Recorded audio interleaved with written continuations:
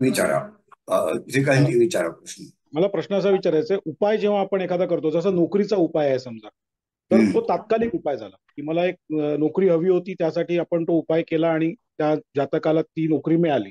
हम्म. परंतु त्या उपायांची जी लांबी आहे, म्हणजे ड्युरेशन, हे कोणत्या बेसिसवरती आपल्याला एक ज्योतिषी म्हणून ठरवावं लागतं? दोन प्रकारचे उपाय असतात.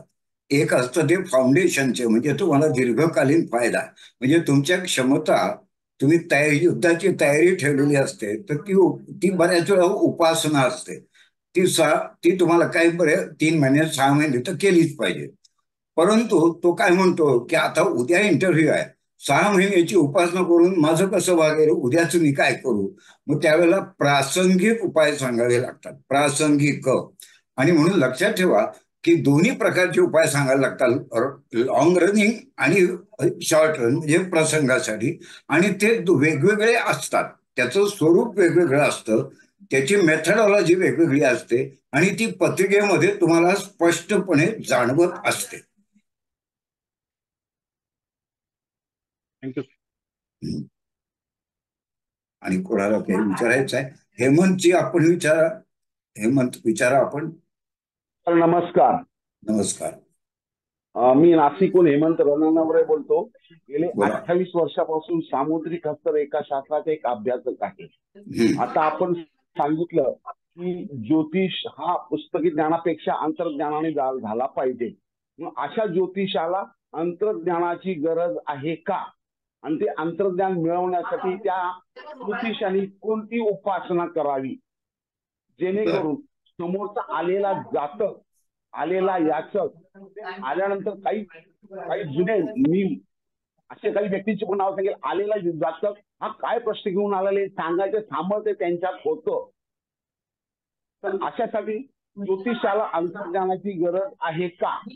बर. तुम्हाला देतो उत्तर मी. तुम्ही प्रश्न छान विचारलाय. ज्योतिषाला अंतर्ज्ञानी, इंट्युइशन, हे सपोर्टिव्ह सिस्टीम म्हणून त्याने वापरायचे आहे. अंतर्ज्ञान देव तुम्हाला उधारीने देत नाही. तुम्ही जेव्हा अनालिसिस करता, चिकित्सा करता, अभ्यास करता, आणि अभ्यासाच्या ज्ञानयोगामध्ये जसं वरच्या अवस्थेला जातात, तेव्हा तुम्ही भक्तियोगाचं दर्शन होतं आणि ईश्वरी सामर्थ्याचं तुमच्याशी मिलाप होतो, याला भक्ती म्हणतात. हा, तर अंतस्फूर्तीची गरज आहे. ते विकसित करण्याचं तंत्र सुद्धा मी सरळ सरळ अंतस्फूर्ती विकासाचे तंत्र अशी एक क्लिपच तयार केली आहे. पत्रिकेवरनं तुम्हाला सांगता येतं की तू असं कर. राशींच्या यशाची सूत्रे, म्हणजे समजा ज्योतिषाची रास मेष आहे, तर त्याने काय करून ज्योतिष सांगायला बसावं, असं मी एक केलंय. तो सरळ सरळ त्या ज्योतिषाची अंतस्फूर्ती त्यावेळी ऑपरेट व्हावी यासाठीचा उपाय आहे. तर परत एकदा सेम प्रकार, त्या दिवशी ऑपरेट व्हावीचा उपाय वेगळा आणि अंतस्फूर्ती विकासाची प्रक्रिया वेगळी. ती 6 महिने, वर्ष, 2 वर्ष, 4 वर्ष सुद्धा करायला लागेल. पण मला असा अनुभव आलाय की प्रत्येक माणसामध्ये अंतस्फूर्तीचा स्पार्क असतो. तो त्याने जागृत करावा लागतो आणि ज्योतिषाला त्याची गरज आहे. पण तुम्ही जो दुसरा उल्लेख केलात ना, की ते जातक आल्याला सांगायला लागतात तू कशा द्यायलाय, हे करू नये, कारण तो त्या अंतस्फूर्तीचा पोरखेळ आहे. आता दुसरं असं की जातकाला काय इंटरेस्ट आहे हो हे विचारण्यात, तो म्हणतो मी बसलोय ना, मी तुला सांगणार आहे ना मी कशासाठी आलोय, तर तू त्याला अनावश्यक इम्प्रेस करण्याचा प्रयत्न करू नये. कारण तुम्ही जसं असं सांगणारे ज्योतिषी बघितलेत, तसे मी शेकड्याने असे ज्योतिषी बघितलेत की जे भूतकाळ अचूक सांगतात आणि भविष्यकाळ भुईसपाट होतो. आता त्याचा फायदा होईल का नुकसान होईल याचा विचार तुम्हीच तुमच्या अंतरंगामध्ये करा. की जातकाला मी अनावश्यक इम्प्रेस केलं आणि त्यात तो इतका भारावला गेला की अरे क्या बात आहे, आणि भविष्यामध्ये सगळं चुकल्याने तो रसातळाला गेला. अशी 10 उदाहरणं माझ्या नजरेसमोर आत्ता सुद्धा आहे. तेव्हा याचा अर्थ असा की आपलं आपलं सामर्थ्य आपल्यापुरतं मर्यादित ठेवावं. And scientific analysis backed by spiritual powers. So it should be a backing force, not a front force. You should not use it as a tool to propagate your business. That is not advisable. असं तुझा अर्थ thank you आहे. Sir, धन्यवाद, आभारी आहे. हा, done. आरती madam नमस्कार sir. नमस्कार. जसं आपण आता तुम्ही म्हणालात की त्या त्या स्थानाच्या प्रश्नांप्रमाणे तुम्ही उपाय देतात, म्हणजे उपाय दिले जातात. तर शक्यतो आतापर्यंत जेवढे पण ज्योतिष आहेत ते कसं पंचमेश आणि नवमेशचा जो राशी असते त्या राशीप्रमाणे त्या देवाची उपासना करा असं बऱ्याच वेळा सांगितलं गेलं. मग आता जसं जर दशमाचा प्रश्न असेल, म्हणजे मला जर नोकरी नाही लागत तर दशमात असलेल्या राशीचा किंवा त्या स्थानात असलेल्या एखाद्या ग्रहाची उपासना करणं तिथे तथ्य असतं का?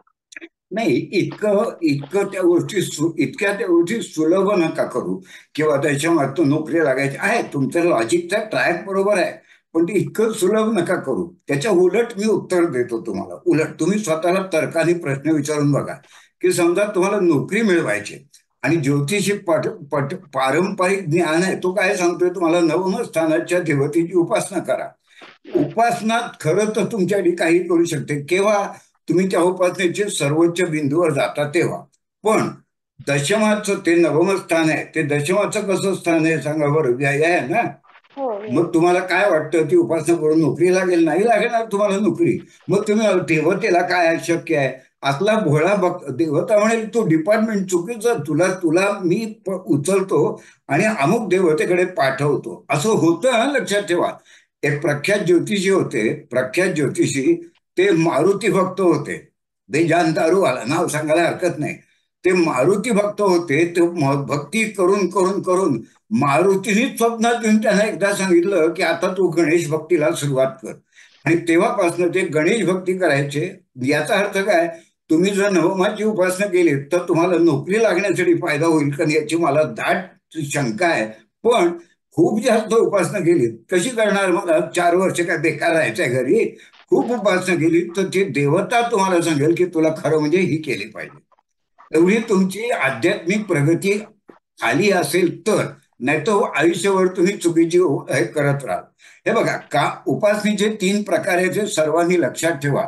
नित्य, रोज आपण पूजा करतो ती नित्य उपासना आहे.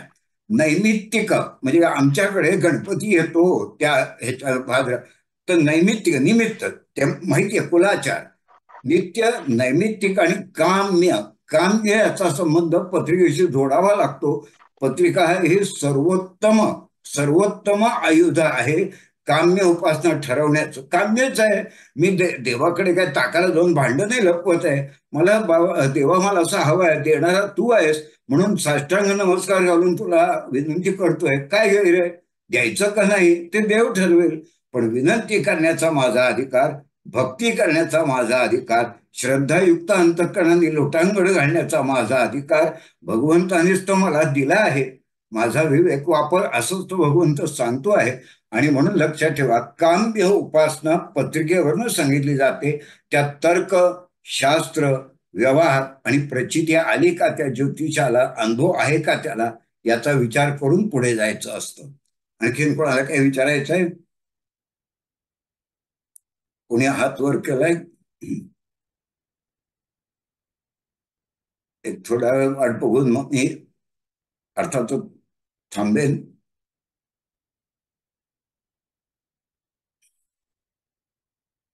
मी एक काम करतो, मला वाटत तर नाही, कोणी दिसत तर नाही या हात वर केलेलं, तेव्हा मी तिथे थांबवतो, रेकॉर्डिंग थांबवतोय.